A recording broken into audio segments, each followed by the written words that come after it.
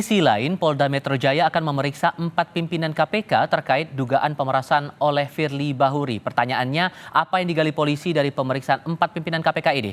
Kami diskusikan bersama dengan para narasumber. Bergabung saat ini Agus Sunaryanto selaku Koordinator Indonesia Corruption Watch atau ICW dan Saud Sitomorang, pimpinan KPK periode 2015-2019. Selamat sore semuanya, apa kabar? Selamat sore, Mas Terima kasih Viva. sudah bergabung bersama kami.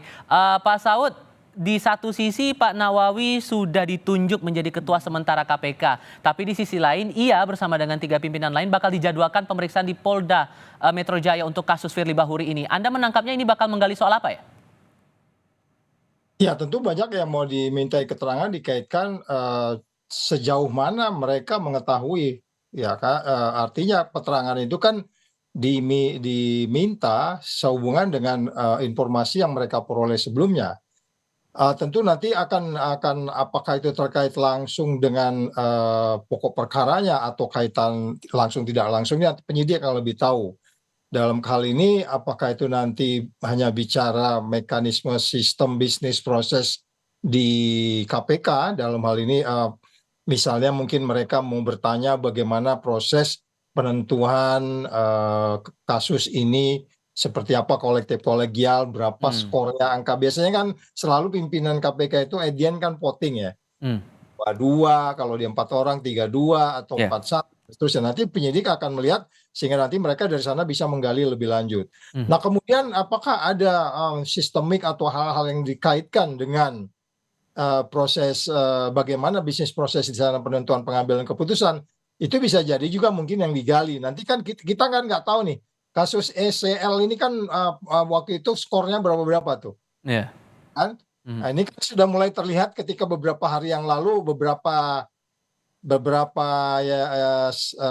ada seorang yang pimpinan yang mengatakan ini nggak perlu minta maaf saya dan seterusnya itu kan indikasi-indikasi yang menurut publik menjadi menarik, tapi menurut penyidik bisa jadi dia jauh lebih paham tentang kita kan terbatas.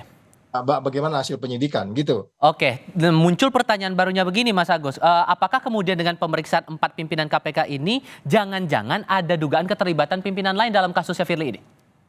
Ya, menurut saya memang terbuka kemungkinan hal itu bisa terjadi, ya sangat terbuka gitu, seperti apa yang disampaikan oleh Pak Saud tadi, bahwa mekanisme dalam pengambilan keputusan akan terlihat siapa yang mendukung Pak Firly dalam pengungkapan kasus Pak SEL misalnya. Nah, dari situ kan akan kelihatan siapa yang akan memblok ke Pak Firly dan siapa yang tidak. Nah, kalau saya sih bicara agak lebih teoritis ya terkait dengan kasus pemerasan ini. Artinya Pak Firly itu kan tokoh penting di Komisi Pemberantasan Korupsi. Dia punya power, dia punya kewenangan, dan yang diperas pun seorang menteri ya pada saat jadi menteri. Jadi bukan main-main gitu. Artinya kalau dari sisi teoritik sebenarnya ini masuk kategori korupsi kelas kakap atau grand corruption gitu, sehingga ketika dia mau melakukan sesuatu pemerasan, gratifikasi dan lain-lain, umumnya karakteristik teori korupsi yang di kelas kakap ini ya dilakukan secara terorganisir. Karena apa?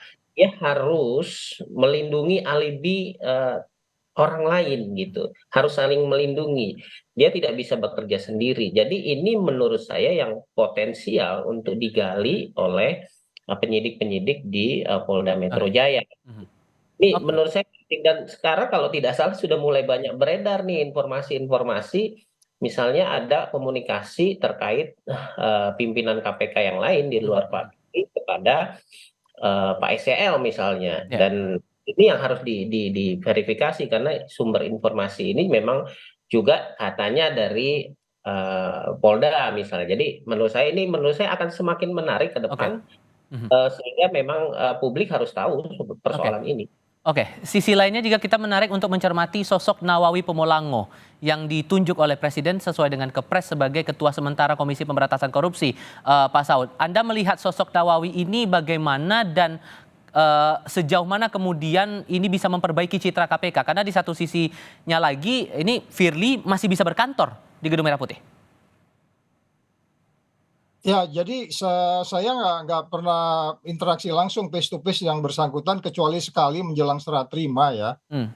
ada beberapa pimpinan waktu itu saya dan beberapa pimpinan, saya menilai dari ucapan yang bersangkutan dan saya melihat dari bagaimana dia mengadili kasus-kasus perkara, kan banyak kasus perkara korupsi yang diselesaikan oleh Iya. yang bersangkutan ya. Mhm. Saya, makanya di bagian depan tadi saya mengatakan, kita memberi harapan kepada yang bersangkutan dalam kaitan ini integritinya bisa sementara kita katakan above average ya, di atas rata-rata dari yang mereka sekarang ada di dalam itu.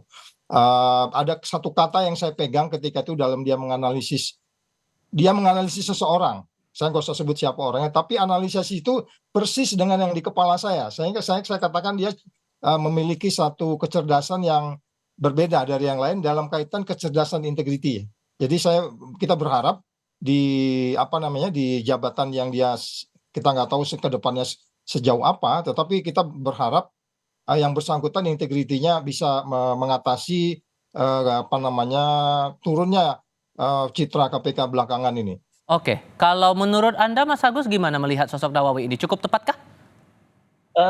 Yang saya ingat dulu Pak, Nawawi pernah mengkritik Pak Firly ketika, terjun langsung ke Papua ketika menangani kasus Pak Lukas NMB ya. Hmm, Jadi, ya. mengkritik agar Pak Firly itu tidak one man show dan ini penting menurut saya karena keputusan di, KPK itu kan kolektif kolegial, seharusnya itu harus didiskusikan bersama. Kalau dari sini menjelaskan bahwa sepertinya ketika dia datang ke Papua itu tidak berdasarkan kesepakatan bersama, mungkin saja seperti itu. Hmm. Nah yang kedua, dari track record dia sebagai hakim kan sebenarnya dia banyak di pengadilan-pengadilan yang agak terperosok ya, misalnya di Halmahera dan lain-lain yang menurut saya potensi tekanan politik, kemudian persinggungan dengan, pengusaha dan lain-lain masih agak jauh, seharusnya itu jadi modalitas dia. Tapi dalam perjalanan kan kita tidak tahu ya, karena, Pak Nawawi termasuk sosok yang tidak banyak muncul di media nih. Hmm, hmm. Tapi di awal-awalnya kami sempat diskusi juga dengan teman-teman maksudnya teman-teman CSO itu, bisa, cukup berinteraksi dengan Pak Nawawi. Oke, kita ajak kembali ke masalah kasus yang dialami oleh Firly Bahuri ini, Pak Saud. Karena ada rencana pemanggilan terhadap 4 pimpinan KPK ini Senin pekan depan, ditambah sebelum masa penyidikan, Anda juga pernah dipanggil begitu di Polda Metro Jaya untuk mendalami lagi kasus ini. Bagaimana proyeksi Anda ke depannya?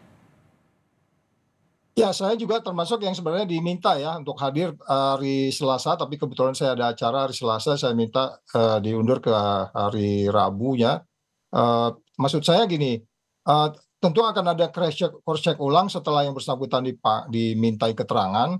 Tapi kalau kita lebih spesifik bagaimana kolektif kolegial itu bisa menentukan kenapa mereka dipanggil, tentu itu kan menjadi pertanyaan relevan dengan case yang didalamin. Artinya kalau kita memang, melihat bahwa sejauh ini sangat banyak mosaik atau gambaran, potongan-potongan informasi yang menunjukkan bahwa adanya peran setiap orang di dalam, kolektif kolegial ini, potensi peran setiap orang, tentu itu perlu didalami. Artinya, kita mendorong karena memang, analisis boleh salah. Mhm. Pasti 2 atau 3 orang kan itu skornya selalu 3-2 ya kalau kalau atau 4-1. Ini untuk yang ini saya nggak tahu skornya berapa, sehingga ini kemungkinan bisa jadi menarik untuk didalami oleh pihak penyidik. Itu, Mas. Oke, termasuk soal relasi antar pimpinan ini menurut Anda, Mas Agus, apakah akan perlu digali lebih dalam oleh penyidik Polda Metro Jaya? Ya, menurut saya, eee, Polda pasti sudah melakukan mapping ya, bahkan ketika awal-awal Pak Firly melakukan manuver misalnya, selalu menghindar dari panggilan dan kemudian siapa pimpinan KPK lain yang berusaha untuk melindungi, misalnya Mhm. ia sedang ada tugas, ia sedang ada, roadshow ke Aceh, itu kan sebenarnya sudah kelihatan siapa faksi-faksi di dalam gitu ya. Iya. Jadi menurut saya bisa mulai dari situ saja. Mhm. Oke, terima kasih untuk perspektifnya Mas Agus, terima kasih juga Pak Saud Situmorang sudah berbagi bersama kami di Kompas TV kali ini. Sehat selalu semuanya, selamat sore. Selamat sore.